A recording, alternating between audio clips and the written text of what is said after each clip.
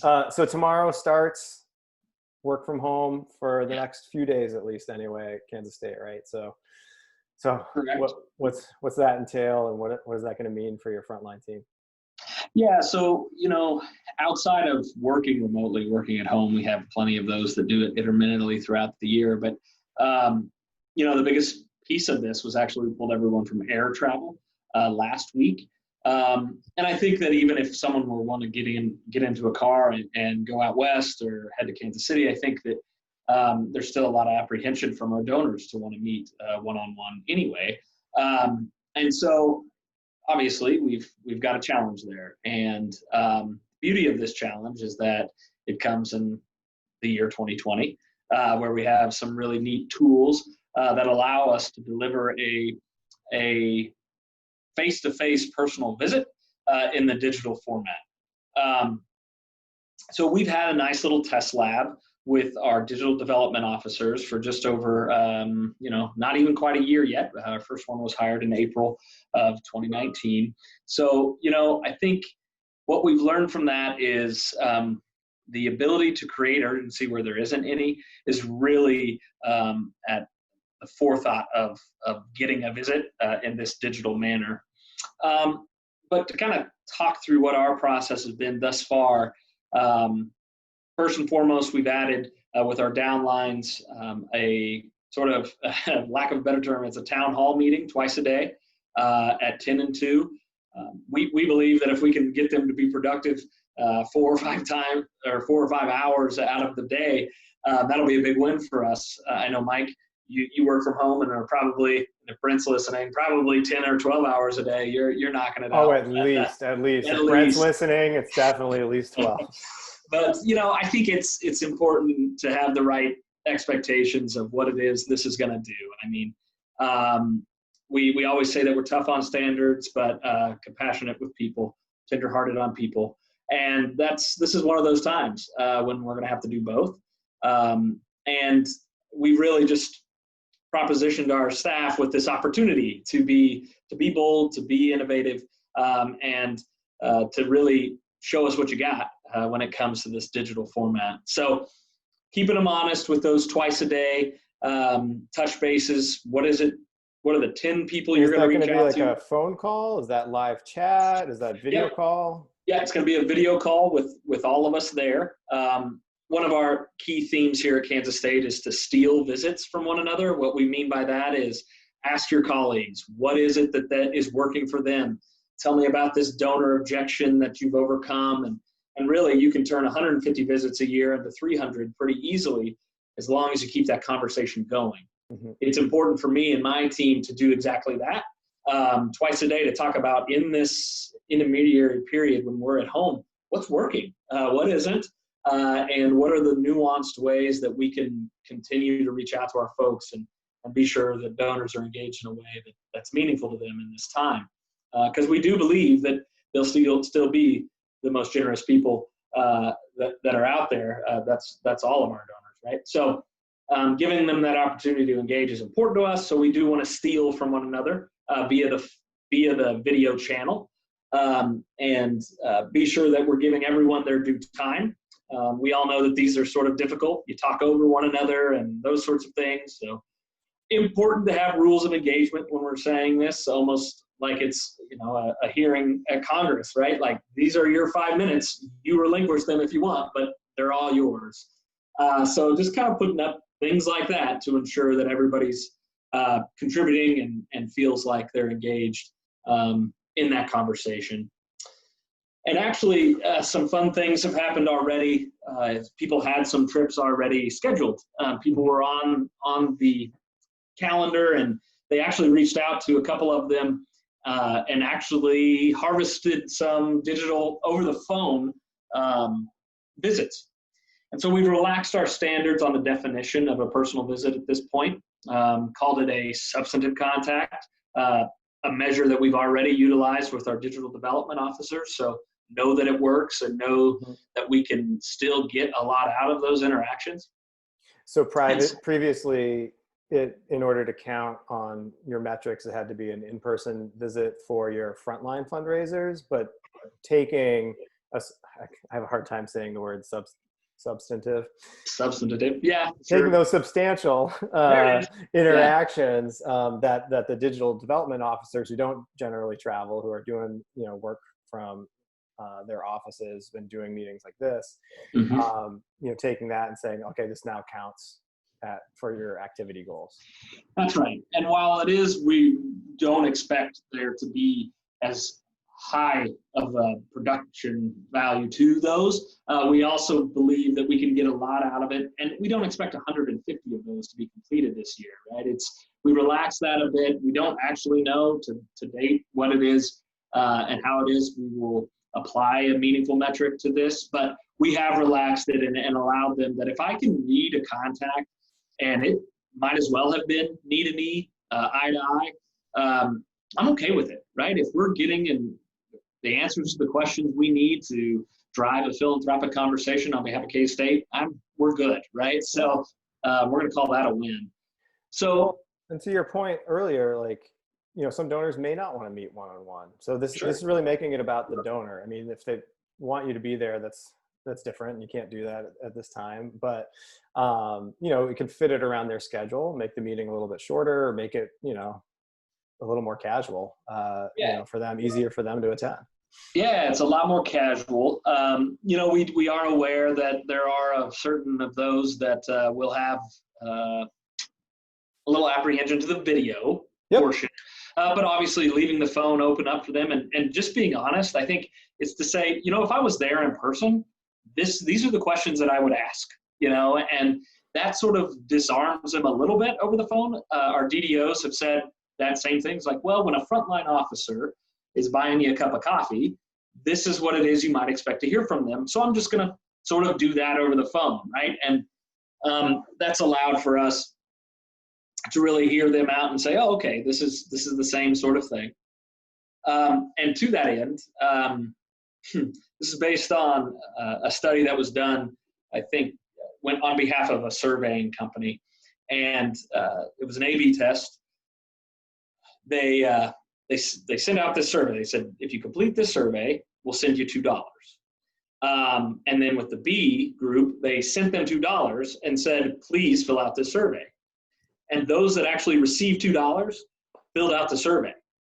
So what we're trying already in our reach outs, not just our reschedules, but in our reach outs to get more video or phone calls, we're leaving a coffee gift card, a Starbucks gift card in the note.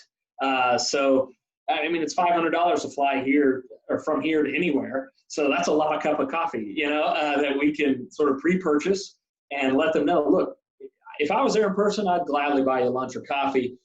To prove it, here's a Starbucks gift card. I can't wait to hear back from you and schedule something one-on-one to talk about how it is you'd like to connect with Kansas State. So I think that getting creative is going to be important, and one of those things that we think, I'll let you know how that works. We don't know yet, but I think it's what is there to lose at this point when ultimately our goal is to try to get a visit. No, I love that. I mean, it's a new way to get folks' attention, and who doesn't want a coffee gift card? Yeah, and frankly, we're going to add language that says, in this tough of a time, the coffee's on us either way, right? Like, in this time of indecision, even if you don't want to meet with us, like, coffee's on us, So trying to figure out what we do there has been fun. Honestly, not to say that our industry is ever boring, but I don't know, it's kind of a fun challenge. No, it's just something new. It's good. Yeah, it is. It's something new, and we never have had an aversion to that. But yeah, I think it'll strengthen our organization and our work, and make it easier perhaps to get to 150 visits every other year. If this is how it is we can pull this off, I'd be really interested to see what we can do with it in some of those less traveled areas. I'm already thinking about the Dakotas for us, where we have a lot of fellow land-grant universities, so our alumni tend to sort of sprinkle themselves up and through Nebraska, South and North Dakota, and wondering, okay, it may not make sense to grab a flight or even a car up there. Can we pull this off? And I think we can, and this will be a great test for that. No, I think it's awesome, and thinking about the other future potential that this opens up. Mm-hmm. What are some challenges that you're expecting with this shift? Well, I mean, you already talked about the team management, 10 and 2 Yeah. check-ins. You talked about, leveraging video and even trying new ways to get in front of donors. But what are some other challenges you think? Well, it's that we're all going through this, right? And obviously we're all going to have to raise money during a financial crisis at some point. But again, the last one, we were able to get on airplanes and we were able to have face-to-face conversations and make people feel better. And I think that it is the staff management piece that I think I'm alluding to here. It's just that we're going through it, and there are those that this affects more broadly than others. And, those of my age without kids and sort of doing their own thing, they have less to worry about. But being empathetic to not just donors, but also our people right now, in what already is a pretty high demand piece of work, we got to keep that in mind. I really do think that that's and helping people not panic, and give them one more thing to worry about. Giving them this opportunity to succeed can be translated by some or inferred by some as, I need you to still be that high productive, average $3.8 million. So being sure that we're communicating in a way as leaders that is that gives them a sense of relief, not a sense of more tension, because I think we all got that right now. Yeah. So I think that's honestly going to be our thing is constantly putting this out there as an opportunity, not as a requirement. So.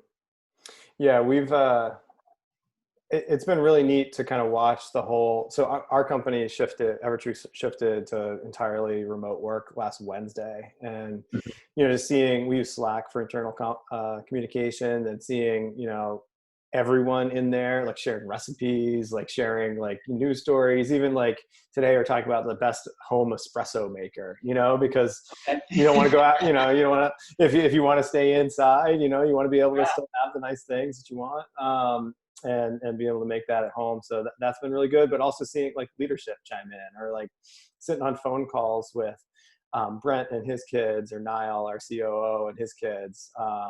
And that's been really fun to see, and just talk about as parents, like, how does this affect us? And, or if you're taking care of your mom and dad, like knowing that you have the flexibility to go and take care of what you need to, from a family perspective is really important. And it does, like you say, take one more stress off your mind in a stressful time. These are kind of wild times. And so anything that we can do to keep our people vectored in the right direction and with a smile on their face. I love all that. We're actually tossing around the idea of like a spirit week. Wherein you dress up a certain way. So obviously tomorrow it's like wear green, and each day may have a theme, because even some of the questions, Mike, you get are like, and look, you've hosted enough webinars and you've been working from home long enough, but it is a foreign concept to a lot of our folks. And so, like, how do you expect me to dress, Eric? Like literally asking me, how do you expect me to dress? And I tell them, look, I'm probably going to get up and do this, this is how I feel best. And so go ahead and do that on your own. But, so I think a spirit week will be fun.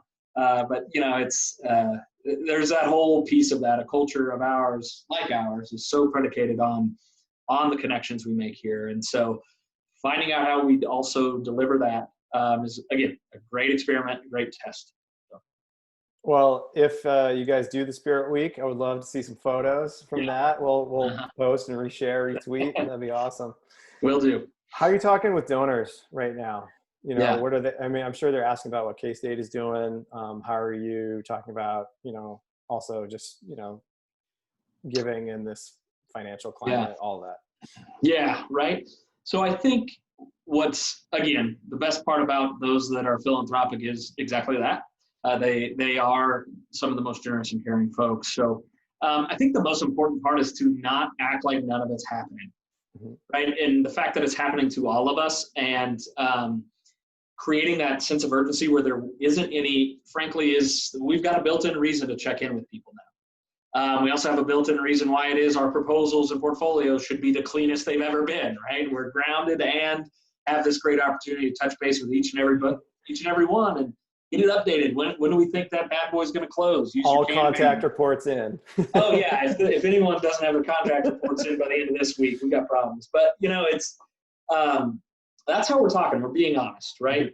It is this idea of we wanted this opportunity to check in with you, even those that we might have met with already this fiscal year that we disqualified, that aren't ready or may never be. This is a relationship business, and this is an opportunity to flex that a little bit more, especially around here where it is, again, we're extraordinarily efficient and metrics driven. But it is, I think, going to be a really neat way to get updates on proposals. Hey, I'd love to schedule a call, check in with you if you're in these hot zones, or I'm just calling to check up. And instead of defaulting to the email, pick up the phone. I bet they're available. I bet they're home. And leave a voicemail of compassion and let them know, we've been thinking about you. And let it open up, because from there, your given conversations should evolve pretty naturally. And in fact, and as you're probably aware, and most of us likely have in this springtime especially, we've postponed our all-in for K-State Giving Day, something that we were ready to execute on the 25th, and sent out an email to tens of thousands of people on Friday afternoon telling them as such. That email of canceling a giving day actually raised a couple $1,000s. This is a time when people should be, and there was no call to action in this. It's just they thought it's the right thing to do when we're all in this together. There should be another thing. So giving doesn't have to go by the wayside. And again, I think the financial crisis piece of this is something that in 2008 I was around for, but really in the early part of my career. So wasn't having too many of these things, but we're going to have to be ever mindful of those that have made endowment investments, and know what you're getting into when you start those conversations, right? That is front of mind for those of our donors who have looked to us as an investment, and instead of giving away money, investing money, which we've asked them to do, is to view us in that lens. So be prepared. Have some of those statements in front of you before you get on the phone. Be prepared to meet them where they are, which is where their money is sometimes. And so in this time, you can let them know why it is our endowment set up the way that it is, to be sure that we ride through this. And we are a strategic partner for you and your philanthropic goals because of this. And just wanted to call and remind you that you're good, right? So those are the ways that we're talking to not just our new donors and sort of mid-pyramid donors where, I've spent a lot of my days in the last couple of years, but even for our major gift investors who have already chosen us as a place to park their money for a while. This is a good opportunity. Check in with them, let them know Lois is on it. She's our CIO, and that, we're good to go. So I think those are a couple of the things that we've used right now. Awesome. Anything else you want to cover, that, especially anything you took from the DDOs? I know we got breaking in interesting ways, the cards, we're talking about video. Are you using Zoom or Google Hangouts, Skype? What are you, technology-wise, what are you using? Yeah, we use Zoom. We have a K-Stater who's very well off because of a little company called Zoom. So we like to use it. Hey, we love Zoom too. Yeah, and it's great, and it's been utilized. We're using it right now. But it is, that's what we've used. It seems easy for our folks to be logging in for external purposes. Obviously, we're using it now, and it's beautiful. I think the idea of creating excuses, it's even more so about recency of gift, and you've got to reference the past gift.